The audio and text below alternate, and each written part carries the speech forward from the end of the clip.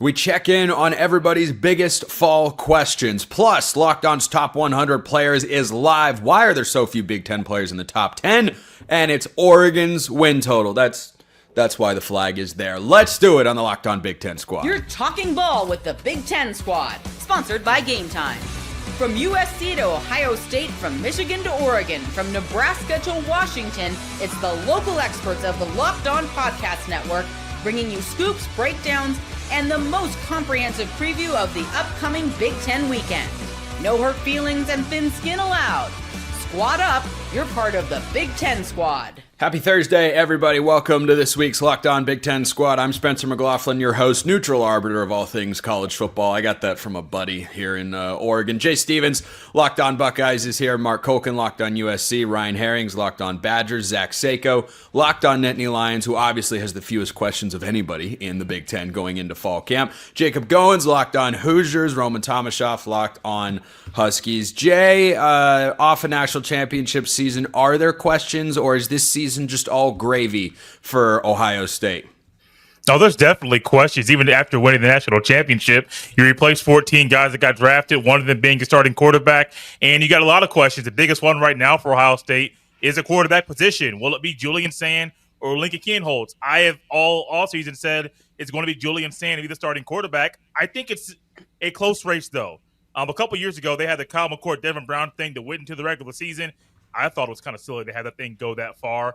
I think this is going to be closer than that. Not that they will allow it to go into the regular season, but that I think these two guys are really going to have to battle very, very hard over the first 2 weeks of August to really decide who's going to be the starting quarterback for Ohio State. For those of you that are older in the audience, your hearing aids are not cranked too high. Jay's mic was just figuring out where it wanted to settle there at the beginning of that segment. Mark Colkin doesn't have those problems because microphones are a foreign concept. But Mark, for USC, what's the top question in Los Angeles?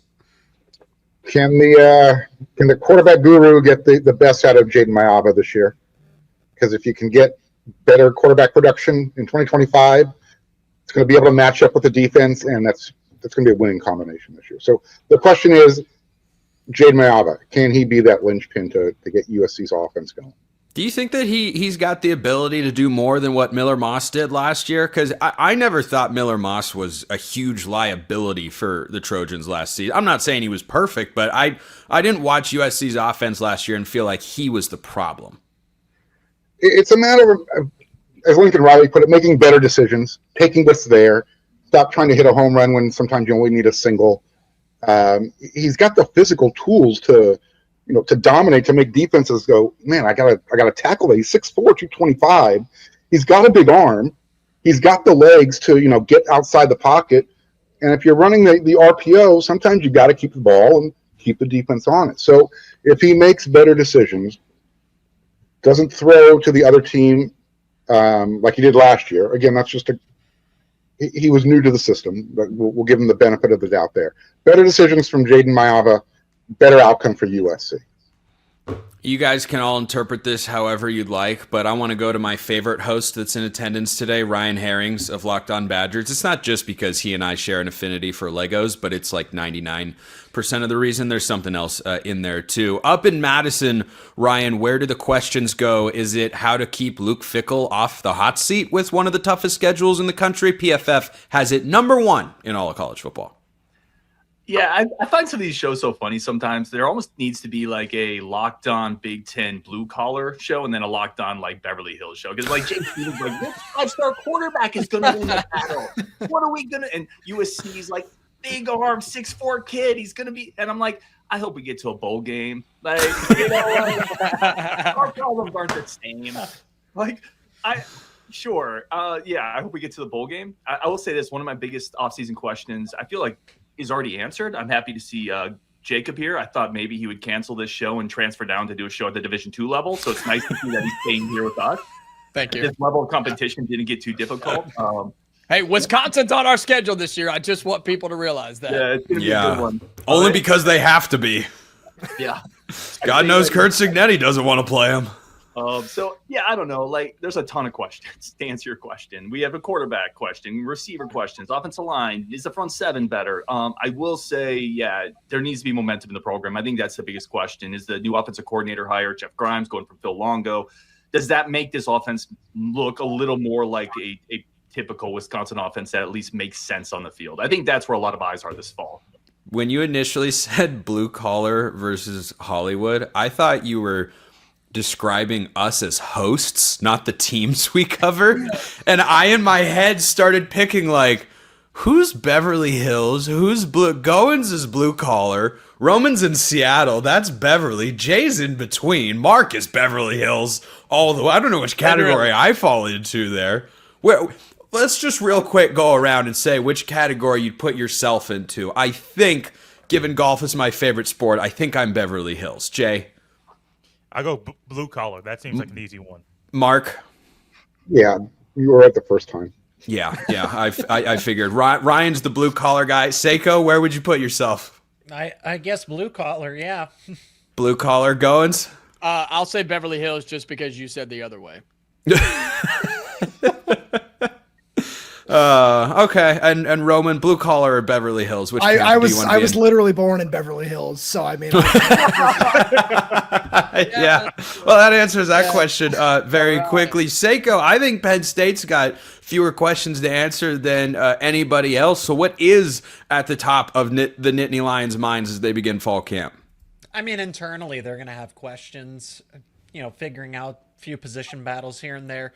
I would say you still got to figure out wide receiver, safety, a little bit of linebacker, definitely defensive line, because and wide receiver goes in conjunction with pass catcher because Tyler Warren is gone. Kind of the same thing with defensive line. Abdul Carter's gone. So who's going to step up and be that playmaker? It's probably going to be a lot of different people. If I'm being honest, it's going to be a combination, little efforts all together across the defensive line. Same thing with the pass catchers. It's not just going to be one superstar that takes over a game.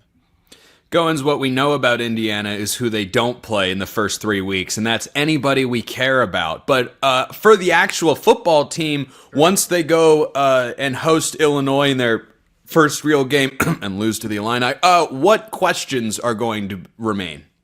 Well, none, because they'll win by 50. No, I'm kidding. There are a lot of questions about Indiana. You bring a ton of people back, but you also bring in a ton through the transfer portal as well. Questions on the defensive side in terms of who's the other corner going alongside D'Angelo Pons, who's the other linebacker going with Aiden Fisher, who's another guy on the defensive line with Michael Kamara. All three of those guys are All-Americans, but you got to have some other dudes on that side. You're going to replace 2 or 3 guys on the offensive line. But the biggest question for Indiana is Fernando Mendoza legit? Can he be what Curtis Rourke was a year ago? If he is, or anything better, Indiana's back in the playoff. Or if he's not, then Indiana's an 8-win football team. The inevitable step back is there, and Indiana fans are going to go on to basketball season. Roman, your top. Wait. Oh, go ahead, Jay. He said if the quarterback is right and if he's elite, they're back in the playoff. This is the Indiana Hoosiers that no one expects to be in the playoff, but you think your quarterback being elite can get you there? I mean, there's other players on the team that have to play besides the quarterback. But he's the most important. Yeah, but if you don't have an O-line or D-line, you're not getting anywhere. I think all that all comes together, right? The quarterback can't be elite if the offensive line's not elite, right? So I think that all comes together. But if Fernando Mendoza has a year like Curtis Rourke did last year because of all the other things around him, which he has a lot of, then yeah, absolutely, playoffs. Roman, I hope the top question that Washington's seeking to answer is the offensive line for the sake of Damon Williams' future well-being.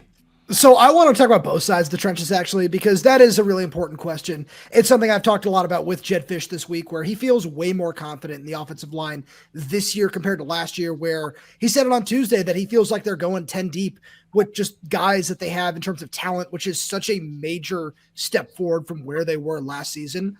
We'll see if it actually comes together. I see that look from Jay up there. We will see if it actually comes together on the field this season. But I personally am more concerned with the defensive line because I think they'll find a way to figure it out on the offensive side of the ball. You need to find a way to, and they did a good job bringing in talent through the transfer portal in Ontario Thompson, Simone Pepa, Taitai Uyunglele. They brought in some names on the defensive side through the transfer portal that can make an impact, and they have depth at the position to do so as well. But who cares about what the offense is going to look like if the defense can't stop the run and get off the field on third down, like was the case last season when they finished 15th in the Big Ten in rushing yards allowed and total sacks? Yet still ahead of where Washington basketball finished. But I just want to point out. I already know you're terrified of Washington basketball this year. Well, we're not talking about that yet. The year will be 2034, and there will still be an Uyunglele playing in this wonderful sport. Somewhere, somehow, that's going to happen. The top 100 players in college football don't have enough Big Ten people in there. That is coming up next. First, this episode brought to you by Drip Drop. If you're trying to stay on top of your routine, whether that's workouts, long days on campus, or staying focused through back-to-back classes, hydration is where it all starts. And that is where Drip Drop comes in. Drip Drop is doctor-developed and scientifically proven for fast hydration. It uses the perfect balance of sodium electrolytes and glucose to help your body absorb fluids quickly, delivering 3 times the electrolytes and half the sugar of a leading sports drink. I'm a golfer, and when I get out on a hot day on the golf course, I've got to make sure I stay hydrated all throughout the day. And Drip Drop is really, really good for that. They've got a bunch of different great flavors that you can have as well to give you that level of hydration you need. Because if you get tired out on the course, a hard game gets even harder. And that is not what we want to do. So right now, Drip Drop is offering Locked On listeners 20% off your first order. Just head to dripdrop.com. Use promo code LockedOnCollege. That's dripdrop.com. Promo code LockedOnCollege for 20% off your order. Stock up now before the heat hits hard. Back into the action here on the Locked On Big Ten squad, and we'll get to Oregon's win total to wrap today's show. But here at the network, an exciting thing we rolled out this week internally, our top 100 players in all of college football. I'm going to throw this up on the old YouTube screen here so that our visual listeners can see it. Jeremiah Smith 1, Caleb Downs 2. Boy, Jay, it must be nice to be you at the moment. And, look, we've got Craig Sheeman of Locked On Big Ten. He's joining us here now as well. You were on the second row, Craig, so I couldn't see you there. And how long have you been there? Just about right at the end of the last segment. I was okay. Party. I apologize. Okay, so 3 minutes you've just been sitting off screen. Nice. We just left him there. I'd like to point out none of you noticed either. I don't know if you have the ability to see. Anyway, couple of Big Ten guys right there at the top, and then none in the rest of the Big Ten. You've got Dylan Stewart at South Carolina, Jeremiah Love at Notre Dame, Ryan Williams, Cade Klubnik, Anthony Hill, Garrett Nussmeier, Colin Simmons, and Keldrick Falk. I just get the sense that Goins is going to have the most insane player that should be in the top 10. So, Jacob, what's missing from this top 10 of the top 100 players in college football? Yeah, sounded out. It's okay. I think we were talking about Fernando Mendoza just a second ago, right? I think that's where – no, we're not going there just yet. I don't think that Indiana has a top 10 player on this list, but we do have officially a couple inside the top 50, and I think those guys are going to climb higher. I mentioned D'Angelo Pons, Michael Kamara, and Aiden Fisher on the defensive side of the football. I think they're only going to get better this year. They all 4 went the NFL drafts to come back to play at Indiana. So I think those guys are there. Elijah Surratt is on there, and I do really think that Fernando Mendoza can find his way in a top 25 on this list by the end of the season. But no, believe it or not, Spencer, I'm okay. I don't have any disagreements for Indiana guys in the top 10 yet. Jay Stevens of Locked On Buckeyes. By true or false, by the end of this year, we will look back and say there should have been more Big Ten players inside the top 10. True. I'll say that's a true statement. Good take. Any insight as to why you went true there? Feel free to elaborate. I think the Big Ten's underrated when it comes to individual players. I see Jeremiah Love there. I think Seiko has a statement about why one of his players should be a little bit higher. Garrett Nussmeier at number 8. Maybe. Okay. But I think the Big Ten is going to have a lot more to say once we get into the season about maybe they're underrated, not just as teams in the country, but also as individual players as well. I want to throw one out there. Does anyone know here in the chat who at the end of the regular season led this magnificent conference in sacks? Does anybody know? Anybody? Yeah, Huh? we do. We get it. Yeah. Yeah. Roman, did you want to say it? You go ahead. No, Go ahead. feel free. Yeah, a guy who is really struggling in some early NFL draft evaluations. But yeah, Matayo Youngalola. Yeah, there you go. Yeah, that is indeed. I'm glad you know who he is. He tackled your quarterback like 7 times last year. Yeah. Last year in the game. Mark, do you think that USC could have a player get into the top 10 by the end of the season? If so, who would it be? Well, Mekhi Lemon was the only guy who made the top 100. I think he checked in number 56. Last year's Heisman winner, was a two-way player. Mekhi Lemon is a two-way player. He plays offense, obviously, but he's also a special teams maven. And if he could take his game to the next level, sure, why not? I mean, I would even say if he can put up the type of numbers. I'm not going to compare it to him. I won't compare. If he could put up good numbers, there's a chance that he could be one of those players that gets invited to New York at the end of the year. Okay, Herrings, I haven't memorized the top 100. Are the Badgers represented here in this list? We don't have to limit it to the top 10 for a blue-collar program such as yourself. They do have representation. Number 41, Ricardo Hallman, super rock steady cornerback coming back for another year. 45, sorry, I had 41. He should be 41 probably. Let's also be honest here.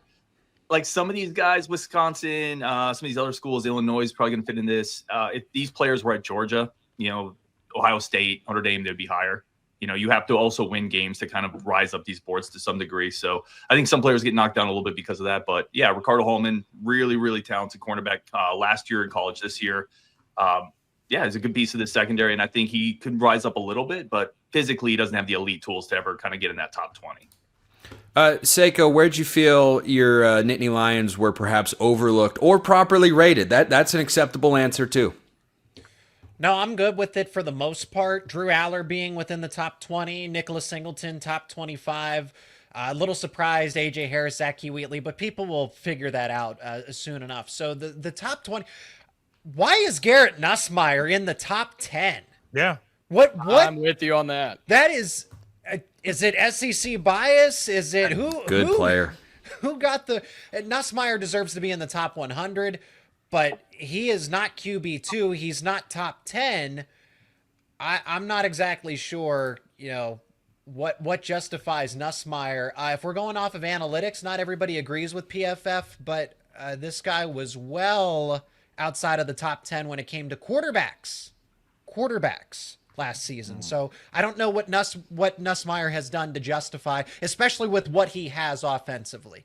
LSU is really sound offensively. He's got multiple weapons to work with, and he played, slightly above average. So my grievance there is, why is Nussmeier top 10?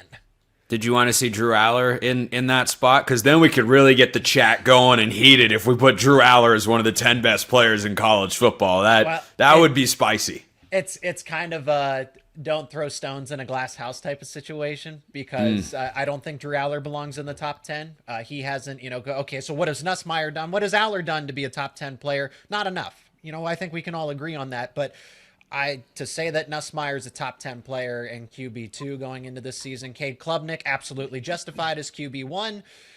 I'm not sure really where Nussmeier gets his credibility. I had to look it up for PFF just to be sure.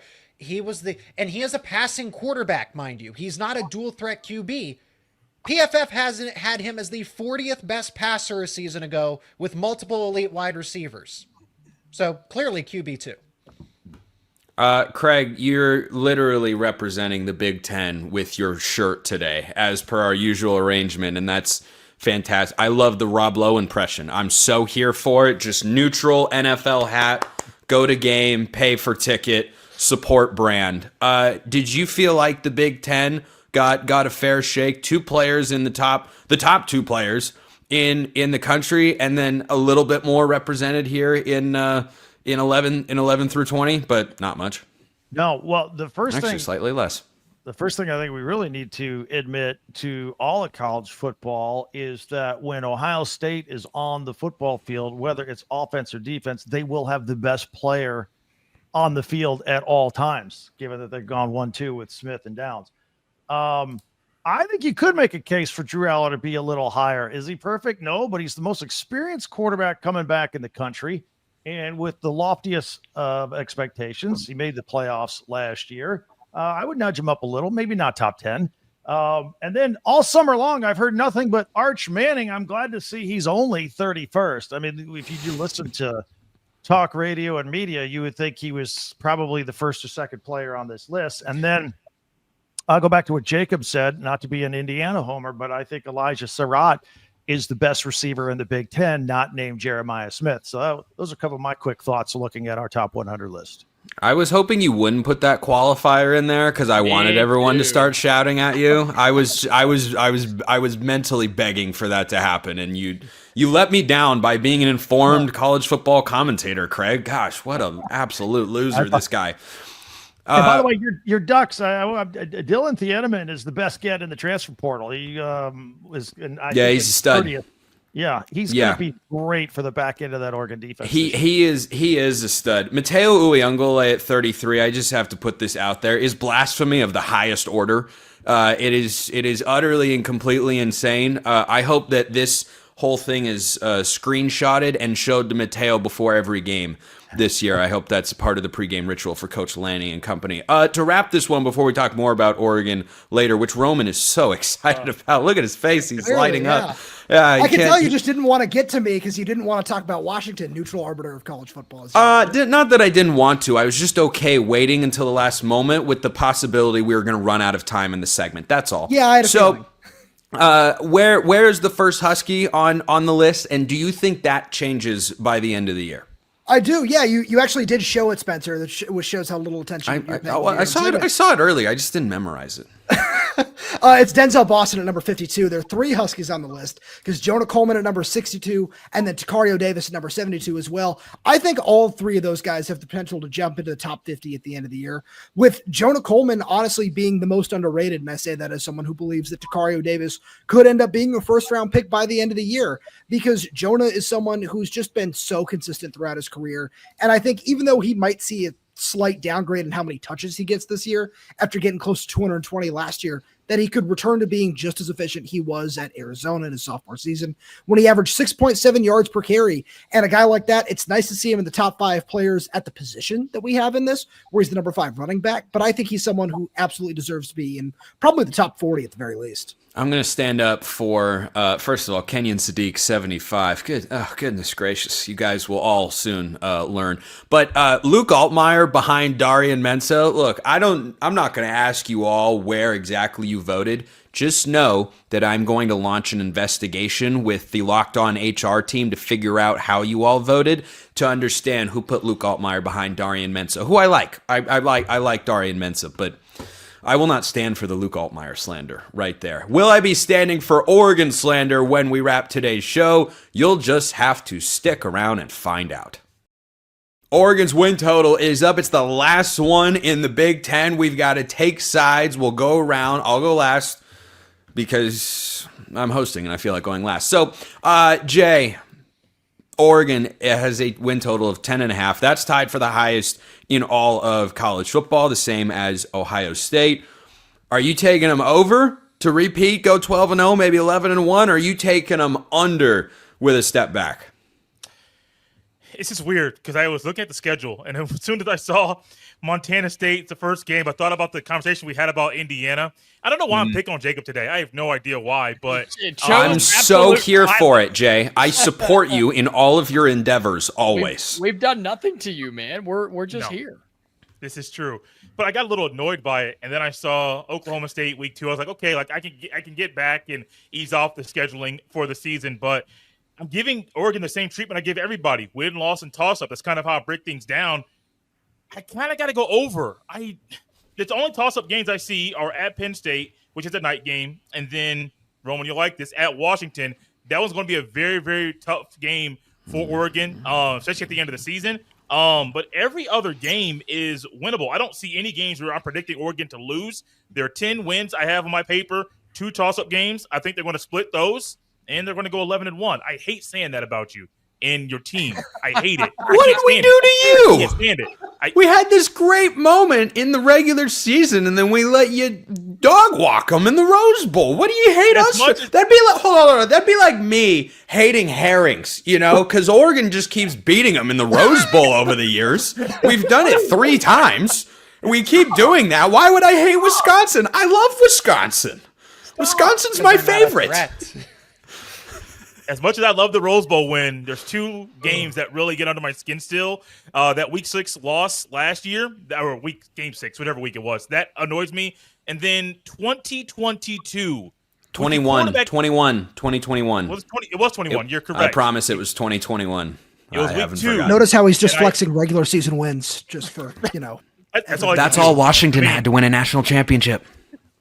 No, they beat Michigan in the Rose Bowl. I know that's something you're unfamiliar with.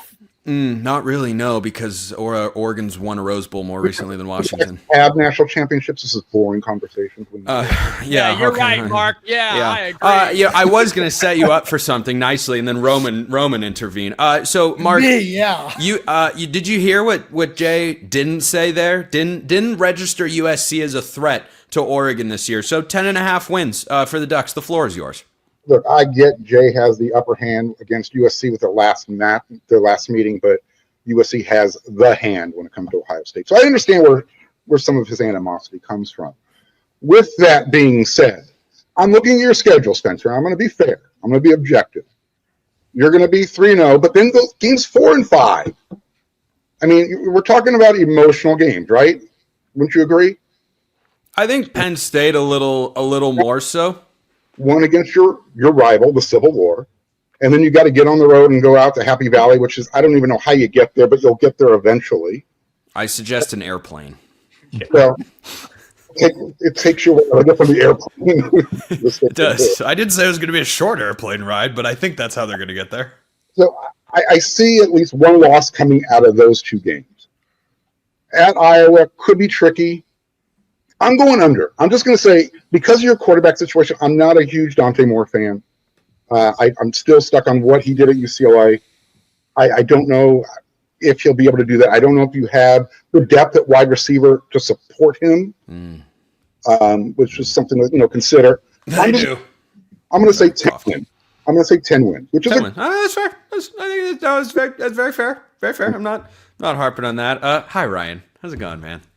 How's it going? My favorite Locked On Big Ten host over there, Ryan Herrings. Speak carefully with your next words here, my friend. 10.5, Oregon, over under. Why? First of all, why are we bringing up those Rose Bowls? That is not germane to the conversation. It has nothing to do with it. Quarterback in the clear. That being said, all right, I'm done. I still think it's over. I just think it's a really manageable schedule. I really do. When you look at, obviously, at Penn State's tough. Everybody knows that. But your next hardest road game is at Iowa. The athletes there aren't going to match up.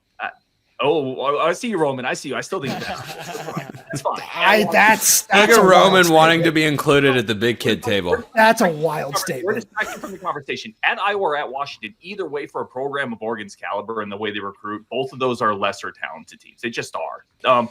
And the other thing I look at really quick, and the other thing I'll point out that I don't think gets talked about enough is, Penn State has a bye right before Oregon comes there. That's a big deal. However, Penn State opens the season with Nevada, FIU, and Nova. Imagine doing that. What a joke.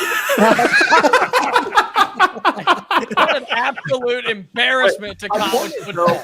You're not going to be challenged before Oregon. And I think there's a tricky part there where if you don't get bloodied a little bit before the bull gets into the ring, you can get run over before you realize the season started. And Oregon's going to get bloodied a little bit because Oregon State's going to punch them. At Northwestern that's an easy game, but it's a road game against a Big Ten team. You got to play Oklahoma State. You're going to get hit a couple times as Oregon.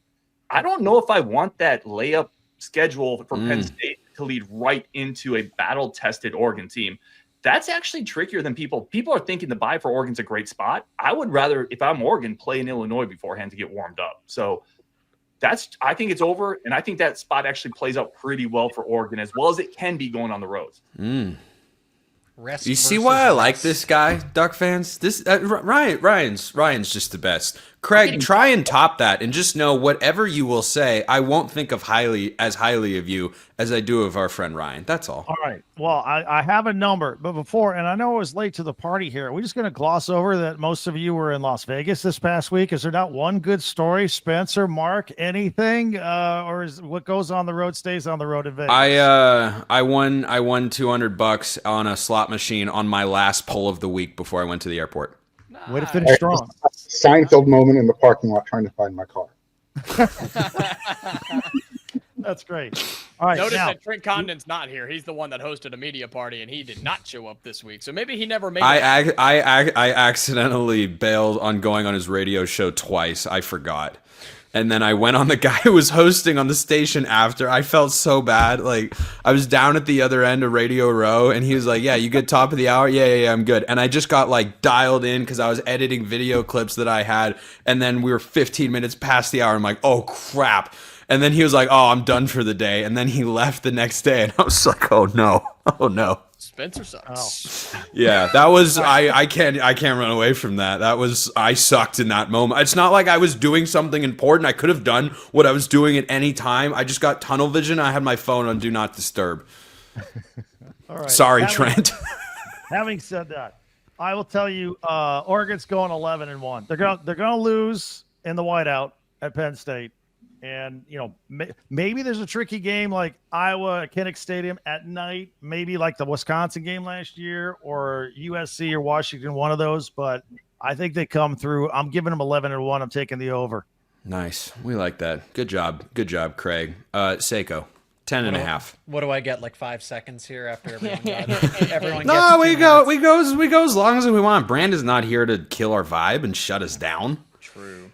Down with the man, right? So I'll go game by game, just like everybody else did. No, I was going to shut that down.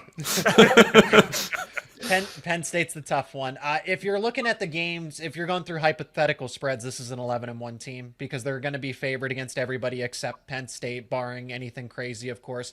I do circle that end of the stretch, towards the end of the season, the 2 games, USC and at Washington. Washington will be the best version of itself. Same thing with USC, barring the grueling parts of what could be, a regular 12-game season. But those are teams that, again, the more football they play, the better they are. But the same thing goes for Oregon. So if USC and Washington were back-to-back like that at the beginning of the season, I could see 9-3. But I'm going to go with 11-1 because I think Oregon's also on that same trajectory where their best football is in the second half of the season. Oregon's November is fun. At Iowa, Minnesota, USC, at Washington. That's a fun after a bye. That's a fun month of football. Goins, I think I know what you're going to say, but I'll let you say it anyway. Yeah, you will. That's okay. Look, there's not a ton more to say other than between road game at Penn State, home game against Indiana. Yes, I actually believe it could be a tough game, Spencer. And then the road game at Washington, which one that everybody has highlighted. I think Oregon goes 1-2 in those 3 games. I'm going under. I think they could get to 10 wins, but I'm going under 10.5 because of those 3 games, 2 of them on the road, and Indiana will give them a tough fight. I think Oregon's a good team. They're making the playoff, and I'm going under 10.5.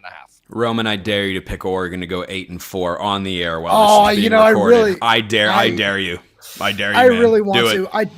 I can't do that. Like that's too homer even for me. Okay, good. There's a line. Under. Good to know there's a line. That's all. There is a line. Yeah, go ahead. They're going under. They're losing at Penn State, and then I look at Iowa because this is a really easy schedule. Like you've just walked into the Big Ten, just like gotten this insanely easy schedule. But having Illinois, I get you get that game at home. I do think Indiana is going to be a tough out. USC at Washington. Illinois is not on Oregon's schedule this year. Oh, they're not. Oh, He meant Iowa. I did mean Iowa. Yeah. Okay. Gotcha. Yeah. All right. Continue. Either way, I look at the schedule and I do think they're going under. I think there are a lot of questions that people aren't talking about because they're looking at the talent ratings and saying, oh, of course this is going to work out. Of course that's going to work out. Oregon lost so much production from last season. Yeah, Dante Moore is probably going to be able to complete, an average of 6 yards per completion because that's what Oregon's offense is going to ask him to do. It's not hard or anything. But I just look at how much talent is coming in. And yeah, again, the rankings are there in terms of what the talent can be. Is it going to come together on the field? I have some questions. Okay. Can you guys smell the copium wafting through to your rooms from Roman's setup over there? Can you guys smell? Because it's made its way down to my neck of the woods in Oregon. It's so incredibly potent. He's just... Roman, you know win situation, so you should have just gone for the gusto. 8-4. Just I did think about it, but this is why Spencer put me at the end, so he didn't really want to give me a chance to rebut, and we can have a back and forth. So I put you there by complete and total randomness. I added everybody to the chat. Okay, well, everyone's not in exact order. Good thing but is the host of Locked On College Football, which means he does not get a say. We are out of time. We appreciate you. How wrong you are. You don't control anything that happens here, Jacob. Learn your place. Roman, I was saying that I added everybody randomly because Jay and Mark and Ryan were added in order.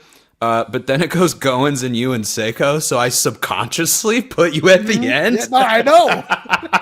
I swear I didn't do it on purpose, but I was like, that just worked out that way. Wow, that's funny how that works. I'll close with these particular thoughts. Neutral arbiter of college football, though I am. Like I said, I got this from a friend, and the helmet and the duck thing. I've never had either one of those things on my nightstand before. Your other personality. So, yeah. My innie, as you'd call it, in the what's the show? Severance? Severance. Yeah, that's the one. It is an incredibly favorable schedule. I think Vegas would have put Oregon at 9.5, but the schedule works out very well. And a lot of their tougher games, like USC or at Washington or at Iowa, as I mentioned, like that November is a pretty solidly tough November. The good news for a team, to your point, Roman, and I've pointed this out as well, they're replacing a lot from a year ago. I think they've done well in the portal. They've recruited and retained recruiting classes very well. Dan Lanning the other day talked about it as kind of having 3 phases of the season because of how the byes work out. They have a bye right after Penn State. They have a bye right before Iowa in the last week of October. I think phase 3 of Oregon, like Seiko said, will be its best. That's when it will be required. And I'm not going out there and picking them to lose any game except Penn State. I think a lot's going in the Nittany Lions' favor, and that's, of course, my preseason #1 team in the Big Ten. So, over! Give me the over all day, every day. Jay Stevens, Locked On Buckeyes. Mark Colkin, Locked On USC. Ryan Herrings, Locked On Badgers. Craig Sheeman, Locked On Big Ten. Zach Seiko, Locked On Nittany Lions. Jacob Goins, blurry as hell, but he's Locked On Hoosiers. Roman Tomashoff, Locked On Huskies. That's this week's Locked On Big Ten squad. Appreciate everybody listening. We'll see you next time. Until then, hope you all have a wonderful rest of your day.